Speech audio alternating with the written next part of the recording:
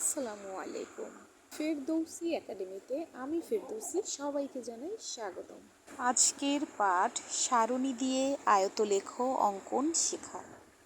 চলো শুরু করি। আনুভূমিক অক্ষে 2 ঘর সমান 5 একক ধরি। 5 থেকে 9, 10 থেকে 14, 15 থেকে 19, 20 থেকে 24। উলম্ব অক্ষে প্রতি ঘর সমান 1 একক ধরে।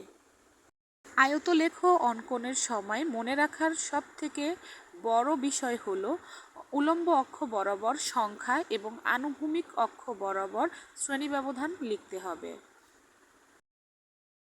আমাদের সংখ্যা লেখা শেষ। এবার 5 থেকে 9 সংখ্যা 2টি, তাই 2 ঘরে দাগ দিয়ে আমরা আয়তলেখ অঙ্কন করব। 10 থেকে 14 আছে 5 জন, তাহলে আমরা 5 কোথায়, 5 থেকে পয়েন্ট করে এখান থেকে আয়তলেখটি অঙ্কন করব। এবার 15 থেকে 19-এ রয়েছে 4, তাহলে 4 থেকে আমরা পয়েন্ট করব এবং আয়তলেখটি পুনরায় অঙ্কন করব। অনুরূপভাবে 20 থেকে 24-এ আছে 10 জন, 10 থেকে আমরা পয়েন্ট করে আমরা আয়তলেখটি অঙ্কন করব। মনে রাখতে হবে আয়তলেখর পরস্পরের সাথে কোনো ফাঁকা থাকবে না, একটার সাথে একটা সংযুক্ত থাকবে। আমার হাতের কাছে কোনো স্কেল ছিল না, তাই আমি এভাবে এঁকে নিলাম। তোমরা পরীক্ষার খাতায় অনেক সুন্দর করে এঁকে নিবে। এবার আমরা পরবর্তী অঙ্ক দেখব। একটি বিদ্যালয়ের কোন শ্রেণীতে কতজন শিক্ষার্থী আছে তা নিচে আয়তলেখর মাধ্যমে দেখানো হয়েছে। কোন শ্রেণীর শিক্ষার্থীর সংখ্যা সবচেয়ে বেশি? চতুর্থ শ্রেণীর আয়তলেখ বড় দেখা যাচ্ছে, তাই চতুর্থ শ্রেণীর শিক্ষার্থীর সংখ্যা বেশি, 30 জন। এভাবে আমরা বুঝব। এরপরে ওই বিদ্যালয়ে মোট কতজন শিক্ষার্থী আছে? প্রথম, দ্বিতীয়, তৃতীয়, চতুর্থ, এভাবে এই শিক্ষার্থীর সংখ্যা যদি আমরা একত্রে যোগ করি তাহলেই আমাদের বের হয়ে যাবে। তাহলে দেখা যাচ্ছে প্রথম শ্রেণীতে আছে 15 জন, দ্বিতীয় শ্রেণীতে রয়েছে 20 জন, তৃতীয় শ্রেণীতে, তৃতীয়, চতুর্থ, পঞ্চম একবারে লিখে তারপরে আমরা আয়তলেখের সাথে মিলিয়ে নিব। তৃতীয় শ্রেণীতে আছে 25 জন দেখতে পাচ্ছি, চতুর্থ শ্রেণীতে আছে 30 জন এবং পঞ্চম শ্রেণীতে রয়েছে 15 জন। মোট হিসেব করব, মোট যোগ করে নিব 5, 5, 10, 5, 15, 5, 10 জন, মোট 105 জন। আয়তলেখটি দেখে আরও প্রশ্ন তৈরি করি। 1, ওই বিদ্যালয়ে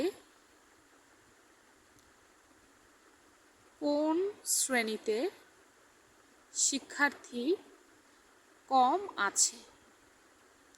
আরও একটা প্রশ্ন তৈরি করি। 2, চতুর্থ শ্রেণী অপেক্ষা পঞ্চম শ্রেণীতে শিক্ষার্থী কতজন কম অথবা বেশি?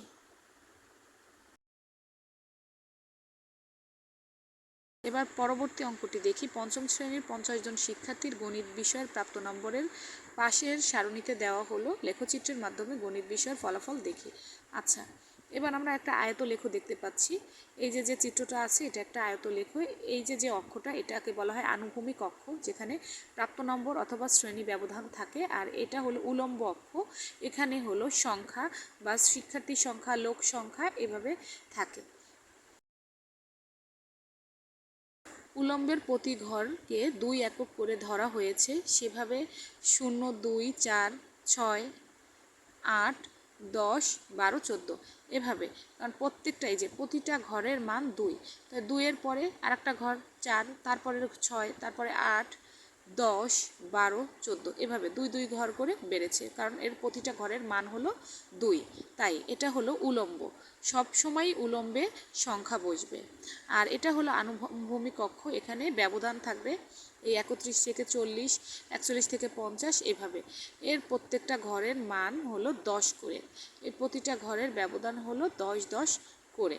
আচ্ছা, এবার 31 থেকে 40-এ আছে 2, তাই ওই যে 2 ঘর বরাবর আমরা আয়তলেখ অঙ্কন করলাম। 41 থেকে 50-এ 4, তাই 4 ঘর সমান সমান নিয়ে আমরা আয়তলেখ অঙ্কন করলাম।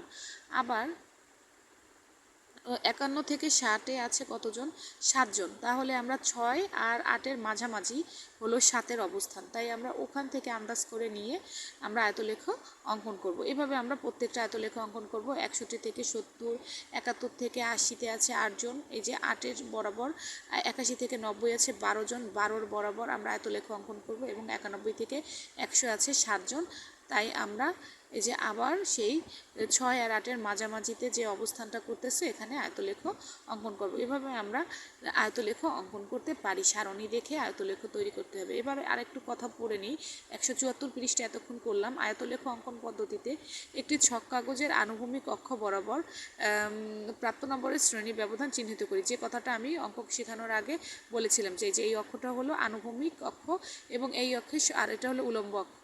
আচ্ছা, উলম্ব অক্ষ বরাবর শিক্ষার্থীরা সংখ্যা চিহ্নিত করে দাগ দেই যেন সবগুলোর সংখ্যা লেখচিত্রে থাকে। আয়তক্ষেত্র অঙ্কন করি যেন প্রস্থে শ্রেণী ব্যবধান এবং উচ্চতায় শ্রেণী সংখ্যা থাকে।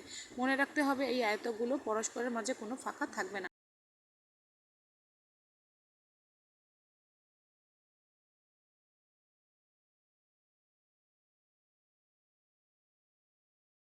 আমি তোমাদের অঙ্কের শুরুতেই বলেছিলাম